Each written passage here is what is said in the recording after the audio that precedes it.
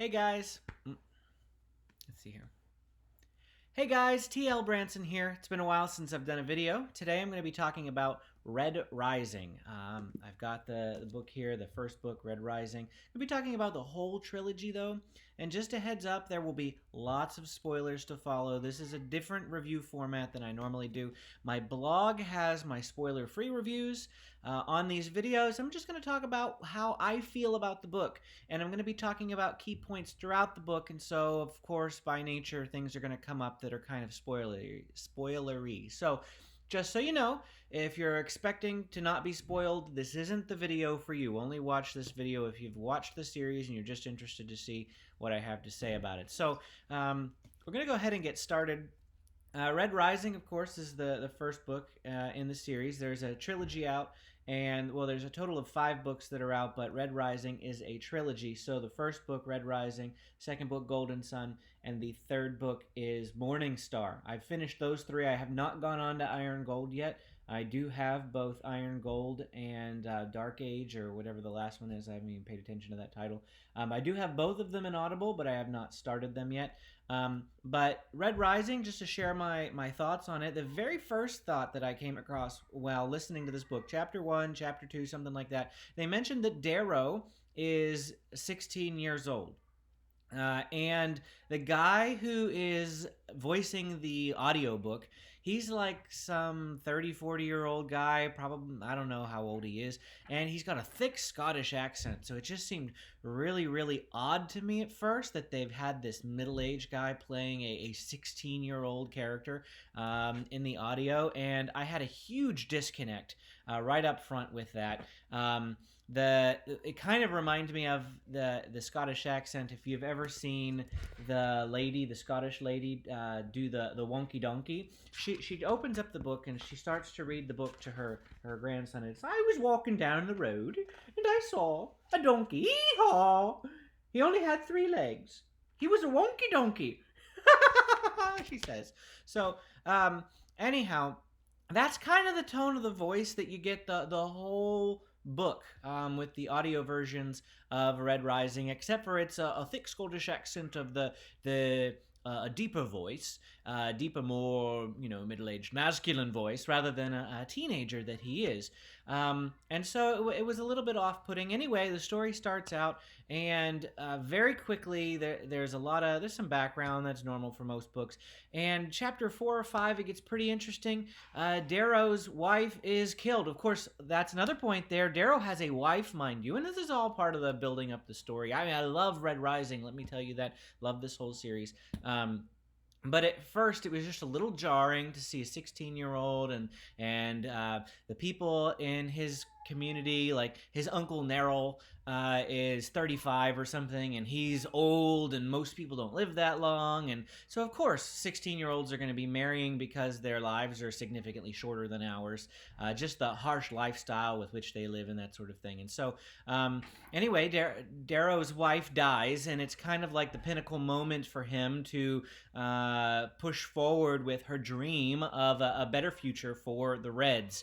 And it all felt very Hunger Games to me. When she kisses her fingers and holds them up like this, or I don't even remember how that goes. But and then they sing their little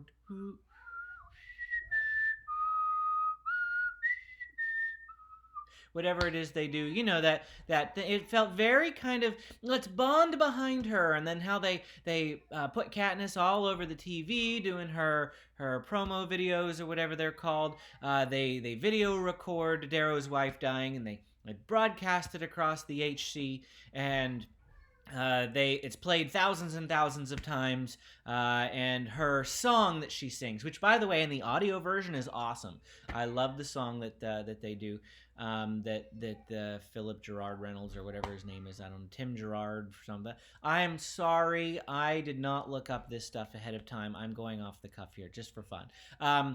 Tim Gerard Reynolds, I think, is probably his, or Tim Gerard. I'm going to stop. I'm moving on. So his voice when he was singing for Darrow's wife at that tune was really, really amazing. But let's quickly fast forward. So Darrow ends up being killed himself because of different things to do with what they're doing down there. But his uncle Neril is the person who's supposed to pull his legs. They're on Mars, by the way. Mars doesn't have the same gravity that we do, so when they hang somebody, you have to pull their feet to snap the neck. The same thing that gravity would do here is not strong enough there. Anyway, so Neril doesn't pull hard enough because he doesn't want to kill Darrow. Instead, he makes it look like he's dead, and then he hands him off to the Sons of Ares, this group of resistance fighters. And Darrow is turned into a gold. Gold is the pinnacle of the society. They're the leaders. They're the great ones.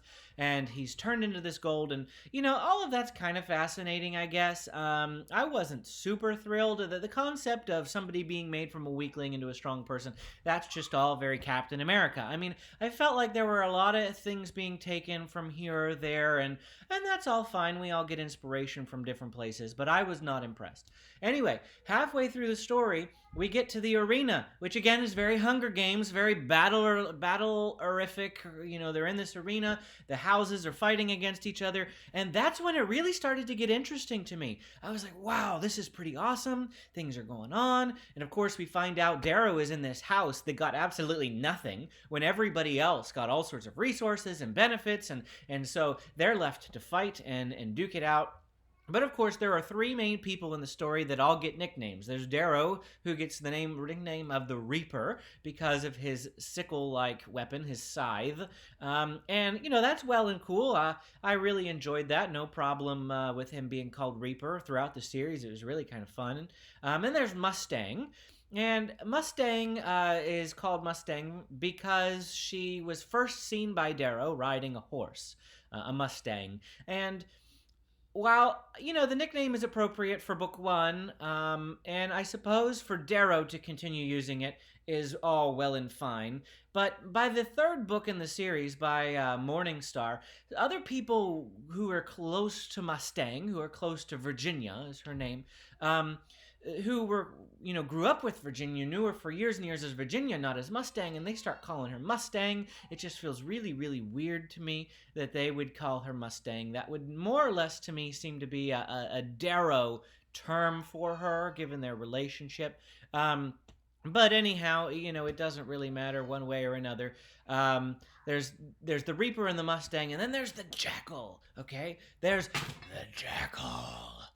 And he's very kind of, scary, creepy, whatever you want to call. They talk about him eating people, and he's the big bad enemy, and the one you gotta watch out for, and he's vicious, and he's ruthless, and oh, by the way, he happens to be Mustang's brother. Darrow's fallen in love with Mustang, and he's got the Jackal for a potential brother-in-law. Not exciting prospects for you there, Darrow.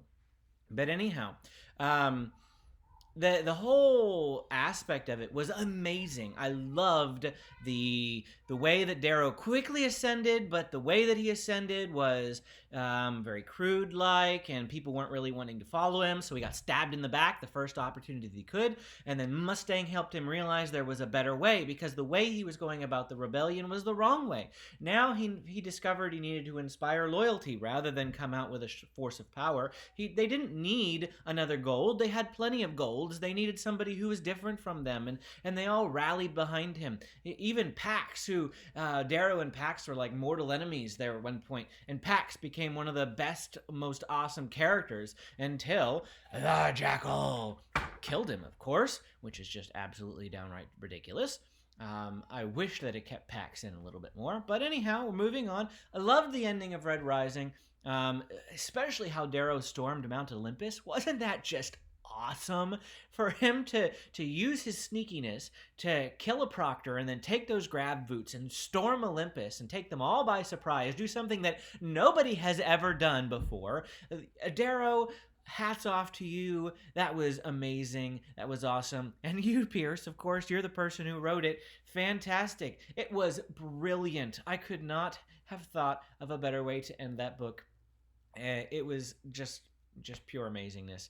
I loved it through and through. So we started off very down, and then it, I guess we're going this way. Started off down for me, and then it slowly went up as we went along, and we ended on a really great high note and loved it. Went and started Golden Sun nearly right away, and Golden Sun the very first chapter, now we're a couple of years in advance. We've gone from the Institute to the Academy, and I'm like, yes, I'm going to get more Institute, more of this fighting, more of this battling, except for now it's space battles, it's intergalactic combat. I can't wait. This is going to be so Ender's Game-like. And I was hyped up, I was amped up, I was excited. Of course, he lost the first skirmish. Who isn't going to lose the first skirmish? It wouldn't be a book if there was no failure to overcome. But then the books quickly takes a different direction. The Academy is gone. He's disowned. Now he's fighting for his life. He goes to this gala as the last act of part of the House Augustus. And, you know, a lot of what's going on, the whole Augustus abandoning him and the Bellona's trying to kill him, and all of it's just very tedious to me. And I quickly lost excitement. And so it started to go downhill for me. But then we get to part two, and part two is the gala. And at the end of the gala, Darrow does, instead of blowing them all up like the Sons of Ares want him to, instead he manages to fight Cassius in a duel. And of course, he manages to win majorly because he's been secretly training with Lornau Arcos in the background. Nobody's seen him in years. And here is Darrow. He's been training with the man. And so he comes out, and the first fight that we see with Razor for him, he is, or isn't that what they called? The Razors or something like that. He just floors Cassius. Amazing. I loved that scene. Okay, so now I'm on a high again. And he goes and he confronts the Sovereign, and he one-ups her. Things are going his way. Severo steps in, rescues them. It's all great. It's all good. And then, of course, they kill Quinn, which is just downright stupid. You know, I mean, of course, it's all fine. Pierce, I'm not saying the writing was stupid. I'm saying that me personally, for the story, it's like, no, Quinn, why do they have to do that? Of course, for drama. But we move on. Then, very shortly after that gut-wrenching stab in the heart of them killing Quinn, what happens? But Tactus goes... Is it Tactus? I think it's Tactus. He goes and he takes Lysander, and he betrays Darrow. He jumps off the plane with Lysander, returns him to the Sovereign, and now one of Darrow's buddies has stabbed him in the back. Double stab. Quinn's dead. Tactus has turned on him. What in the world is it coming to? What are you doing to me, Pierce? And what happened after that, that was kind of like the height of my excitement. What happened after that was all very kind of slow, back to downhill type situations. Of course, the Bellona have now taken over Mars, and because the Sovereign's duplicity and all of that, and Darrow and them are on the run. And while they're on the run, it's just not all that exciting.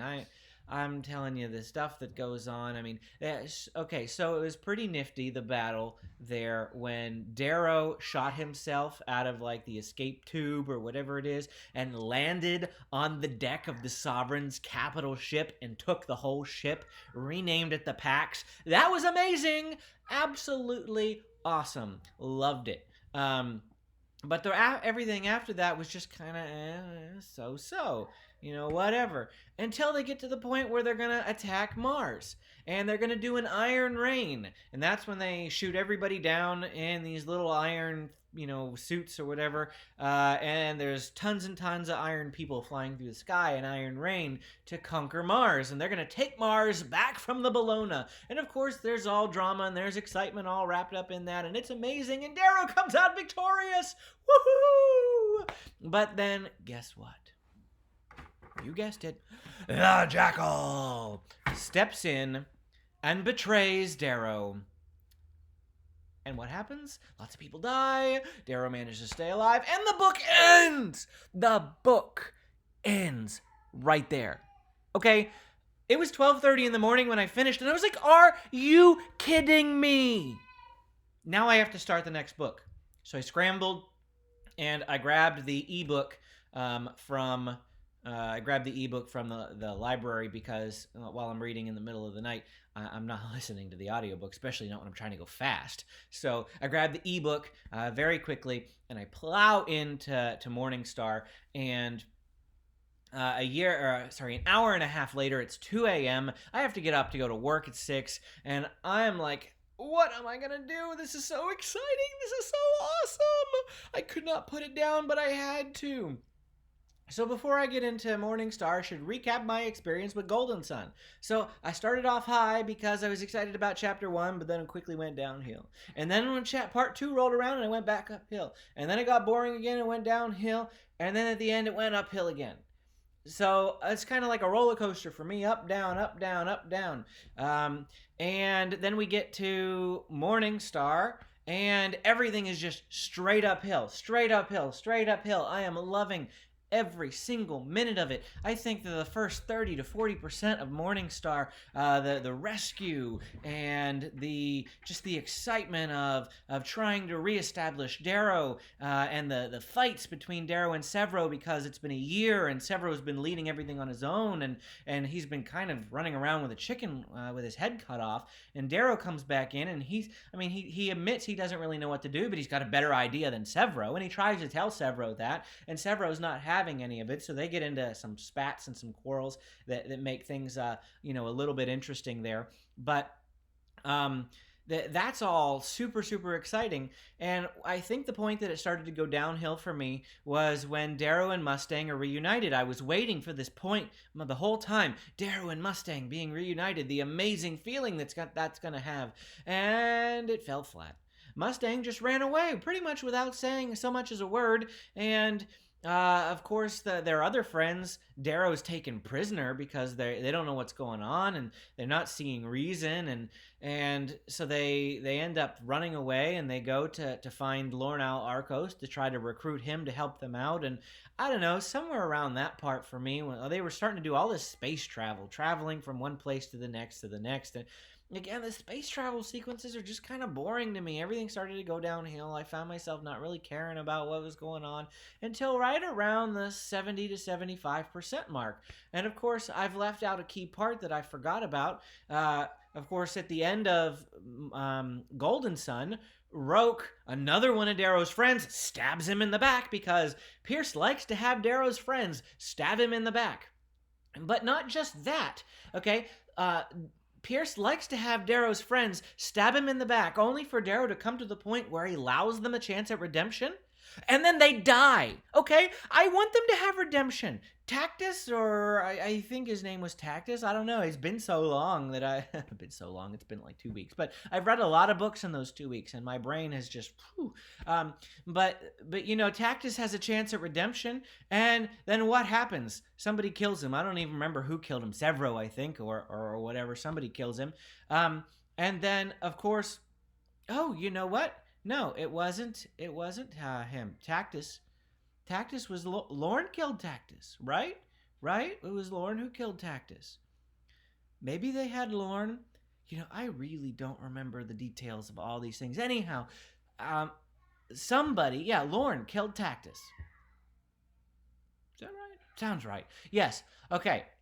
Lorne kills Tactus, and then Roke kills himself, okay? So 2 people who have a chance at redemption, 2 people who stab Darrow in the back have a chance at redemption, and they end up dead. It's like, come on, can I get a redemptive storyline here? I'm so tired of your friends stabbing you in the back and then getting a shot at redemption only to die. And that's when I started to kind of get really frustrated with the story. I mean, I'm 3 books in at this point, mind you, and I'm into it. So it's not like I'm not excited. I'm into it. But I don't know. I really struggled with that point. But then after they go and they grab the obsidians.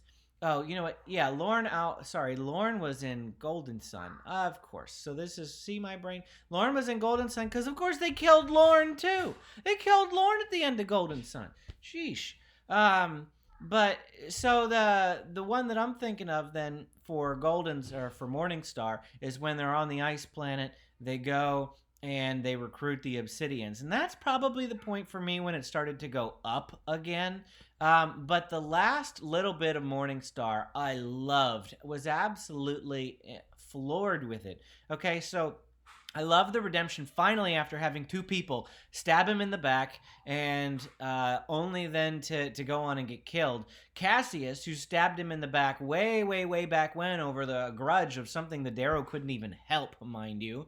Um, Cassius has a chance at redemption, and it seems like Darrow and him are having quite a bit of a good time together. They're watching the holovids together. They're chatting, and then the next thing that we know, they're letting him free, and Cassius kills Severo. And it's like, what's going on here? Now, at first I was startled, okay? I'm like, what? What just happened? And then I started to say, no, no, no, no, no, no, no, no, no. This isn't making sense because Darrow gave him a video that is supposed to turn his opinion, a video that's supposed to change everything. And of course, they didn't show us what that video was about or tell us it. So that video is really important. And I'm remembering that in the back of my mind. So I say, there's something hinky going on here. Was Severo dead? I was wishy-washy. It's always possible that they had to kill Severo to prove it to Antonia. But there was a little bit in me that said, no, they're probably faking it. So they get all the way down. They make it through. They get into the audience chamber with... they make it to the planet side. They're not at the audience chamber of the Sovereign yet. And in walks, you guessed it, the Jackal. And the Jackal says, I want you to prove your loyalty to me. You've been with him a long time. I want you to cut off the Reaper's sword arm. And so they slice off his arm. And when he sliced off his arm without a blink or callousness, the thought that went through my mind is, this is either part of the plan, and they expected this to happen, and Darrow was willing to lose it, or Cassius is really a cruel-hearted person and has turned on Darrow again, or that this really is some scheme, some plot to get into the inner sanctum, and they're gonna, Cassius really is good, and this was just a bump that came along the way, and he just went with it. And ding, ding, ding, ding, number C was correct. That's what happened. We get into the audience chamber, and everything that happened was just awesome. I've been saying that over and over again, but really, I loved when he says, time to wake up, wakey, wakey, Severo, or something like that, and he stabs him with the adrenaline, and he wakes up Severo, and Severo advances on, what is her name? Aja, or A. Oh, I don't remember her name. No, that's what I don't know. For some reason, her name, she obviously didn't make a big impression on me. But, Lauren's other apprentice, Aja. Yeah, I think it was Aja, Owl Grimace. So anyway, that was an awesome scene. But it was a little unlikely, probably, if the three of them couldn't kill Aja. But maybe Aja was just worn down enough. Severo comes in and just kills her. I don't know.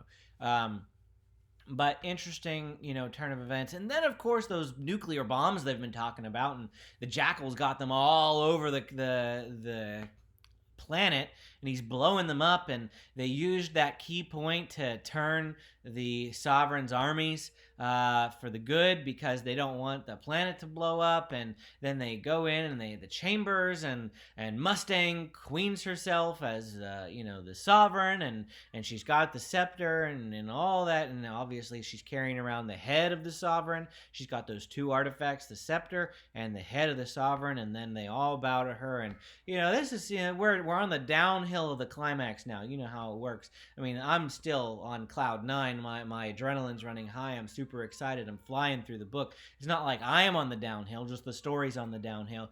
And it's steadily coasting along, and we're getting to the last chapter, and it's an epilogue or whatever, and Darrow and Mustang are talking about whether they can trust each other, and Mustang says, I didn't know if I could trust you at first with my secret. And he's like, what secret? And, well, we have visitors, and there's somebody I want you to meet.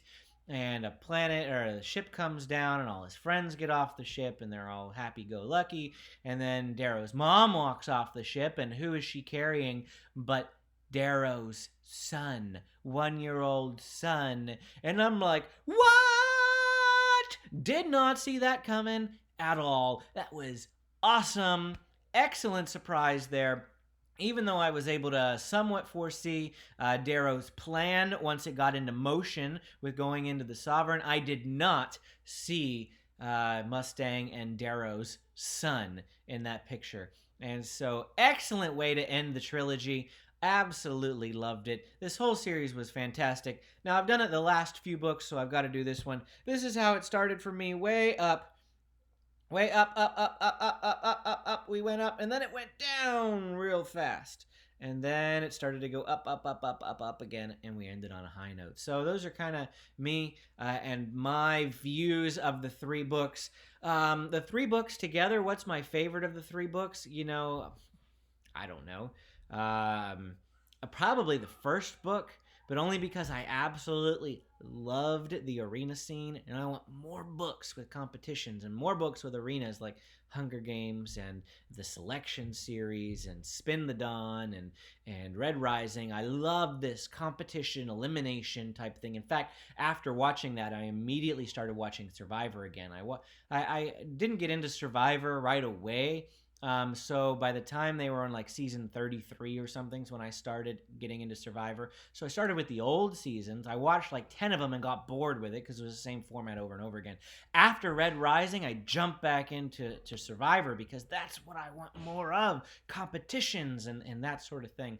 But in terms of excitements and wow factors and amazing twists and absolute surprises, that's a toss-up. It's a toss-up between Golden Sun and Morningstar for surprises, but certainly the excitement level, the hype level for me, I didn't blow through any of the books quite as fast as I blew through Morningstar. I read that one so much faster than the others, so Morningstar might be my favorite in terms of how easy it was to read, how quick it was to read, even if it did have a little bit of a mid-book slump. But I'm definitely going to continue. I'm taking a brief break since book 3 ended so well. There's no cliffhanger, no need to go on. I do have the audiobooks for the next 2 books ready to go, but I'm taking a brief break to listen to some other audiobooks that I've been planning on before I plunge headway into Iron Gold. So that's my follow-up and my overview, my thoughts, my experiences with Red Rising. And if you have read the book, which I imagine if you're watching and you're still watching, you've read the book, because if not, I've pretty much ruined the whole series for you. If you've read the book and you're still watching, let me know what you think about Red Rising down in the comments. I'd love to chat with you about this book. Also, you can come join us at YA Fantasy Addicts on Facebook. I'm the admin and the moderator there, and so come join us, YA Fantasy Addicts Facebook group. We have 20,000 YA fantasy fans who are ready to talk about fantasy books. So come join us. We'd love to talk with you. See you later, and until next time.